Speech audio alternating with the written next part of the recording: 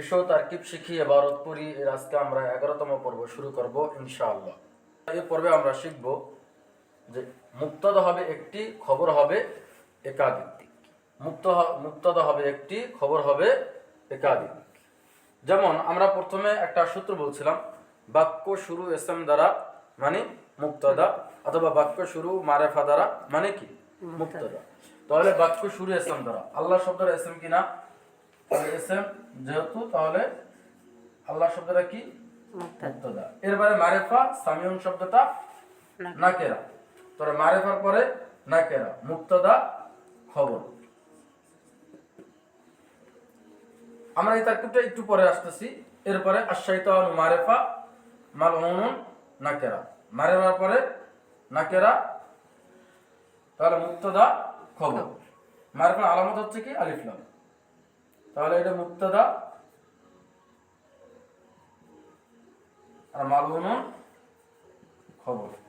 এরপরে যাইদুন আলিমুন, যাইদুন শব্দটা মারেফা আর আলিমুন শব্দটা নাকেরা, নাকেরার পরে মারেফা, মুক্তাদা খবর।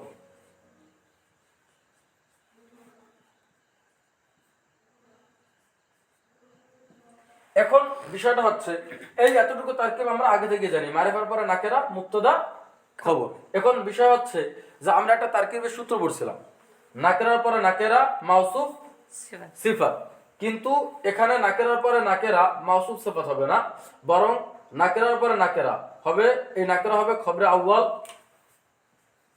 আর এই নাকেরা হবে খবরে সানি, খবরে সানি। এখন নাকেরার পরে নাকেরা মাউসুফ সিফাত, হুজুর আপনি তারকিব করলেন নাকেরার পরে নাকেরা আর খবরে আউয়াল খবরে সানি, কেন? কারণ এইটাও নাকেরা এইটাও নাকেরা, ঠিক আছে, কিন্তু বাসিরুন শব্দ দ্বারা সামিউন শব্দের কোনো দোষ বুঝায় না, দোষ গুণ বুঝায় না, বরং বাসিরুন শব্দ দ্বারা আল্লাহ শব্দের খবর দেওয়া উদ্দেশ্য, আল্লাহ শব্দ সম্পর্কে কি দেওয়া উদ্দেশ্য, খবর দেওয়া উদ্দেশ্য। তাহলে নাকেরার পরে নাকেরা মাসুদ সিফাতে তারকিব হবে না, বরং সামিউন শব্দ খবর আউয়াল, বাসিরুন শব্দ খবরে সানি। তেমনি ভাবে আশ-শাইতানু মালউনুন রাজিমুন, শয়তান অভিশপ্ত বিতাড়িত, শয়তান অভিশপ্ত বিতাড়িত। এখন মালউনুন শব্দটা তো আশ-শাইতানু মারিফা, মারিফার পরে নাকেরা, মুক্তাদা খবর। এরপরে রাজিমুন, রাজিমুন শব্দ দ্বারা মালউনুন শব্দের কোনো দোষ বোঝানোর উদ্দেশ্য না, বরং দোষ বোঝানোর উদ্দেশ্য হচ্ছে যে শয়তানের, আর শয়তান শব্দ মারিফা, রাজিমুন শব্দ হচ্ছে নাকেরা, তো মারিফার পরে নাকেরা, এইটাও কি হবে খবরে সানি।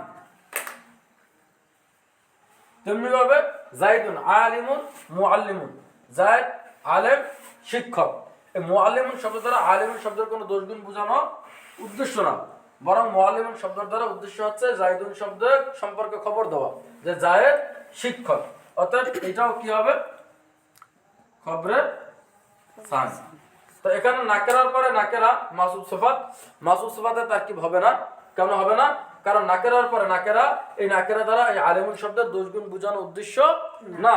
মালউনুন রাজিমুন, নাকেরার পরে নাকেরা মাসুফ সিফাতে তারকিব হবে না, কেন হবে না? কারণ রাজিমুন শব্দ দ্বারা মালউনুন শব্দের দোষগুণ বোঝানোর উদ্দেশ্য না, বরং শয়তানের দোষ বোঝানোর উদ্দেশ্য।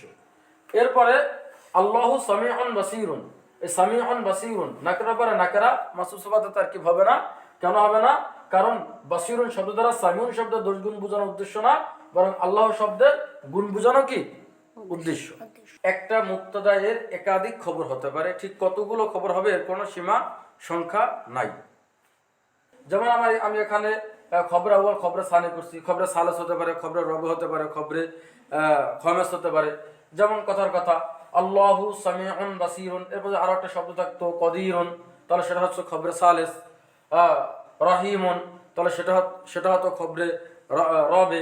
এমনিভাবে আশ-শাইতানু মালউনুন রাজিমুন, এরপরে যদি শব্দ থাকতো মাগদুবুন, যে শয়তান অভিশপ্ত বিতাড়িত, মাগদুবুন গজবপ্রাপ্ত, তাহলে সেক্ষেত্রে খবরে সালেস হইতো।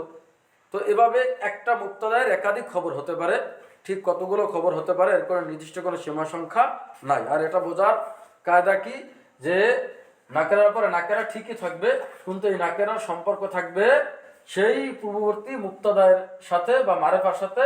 নাকেরার পরে নাকেরা কিন্তু এই নাকেরার সম্পর্ক এই নাকেরার সাথে থাকবে না।